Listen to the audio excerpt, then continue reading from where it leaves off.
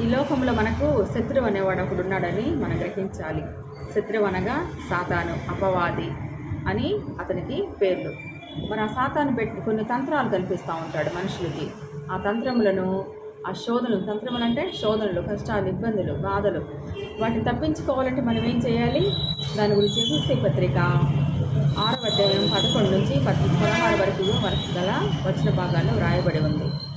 సాతానుడు శోధిస్తాడు. మరి వాడు పెట్టే తంత్రముల నుంచి తప్పించుకోవాలంటే దేవుడు సర్వాంగ కవచమును ధరించుకోవాలి. మరి ఈ లోకంలో మనకి విరోధులు ఎవరు ఉండరు. ఈ సాతానే, వాడి దూతలే మనకి శత్రువులు. మరి మొదటిగా సర్వాంగ కవచములోని భాగముల్లో మొదటిగా సత్యము, నడుమునకు సత్యం అనే తట్టి కట్టుకోవాలంటాడు. సత్యం అనగా ఎవరు? యేసుక్రీస్తే. ఆయన వాక్యమే సత్యము, ఆయనే సత్యము. మరి సత్యమునకు నువ్వు దూరం కాకూడదు అంటే సాతాను కల్పించే అబద్ధ బోధకులు ఉంటారు, అబద్ధ బోధలు ఉంటాయి. వాటన్నిటి నుంచి తప్పించబడాలి.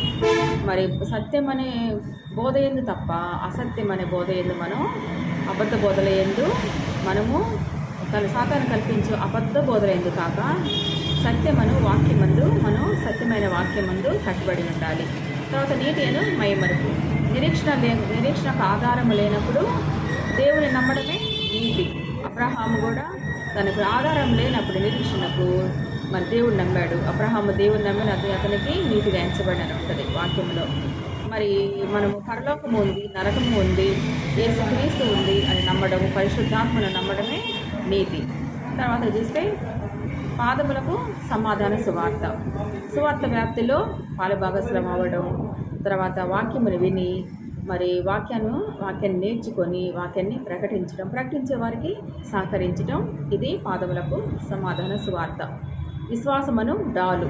అదృశ్యుడైన దేవుడు ఉన్నాడని నమ్మడమే విశ్వాసం. ఆయన మన పాపముల నిమిత్తము, యేసుక్రీస్తును దేవుడు మన పాపముల నిమిత్తం పంపాడని, యేసుక్రీస్తు చనిపోయి తిరిగి లేచాడని, పునరుద్ధరణమైనటువంటి ప్రభువు రెండవ రాకడలో వచ్చి విశ్వాసుల జాబితాలో చేరిన వారిని పరలోకం తీసుకువెళ్తాడని విశ్వసించాలి. మన విశ్వాసము క్రియలతో కూడినదే ఉండాలి. తర్వాత చూస్తే రక్షణను శిరస్త్రాణము. రక్షణ పొందాలంటే యేసుక్రీస్తు ప్రభుని ఒప్పుకోవాలి. దేవుడు ఆయనను మృతులలో నుండి లేపడని విశ్వసించాలి.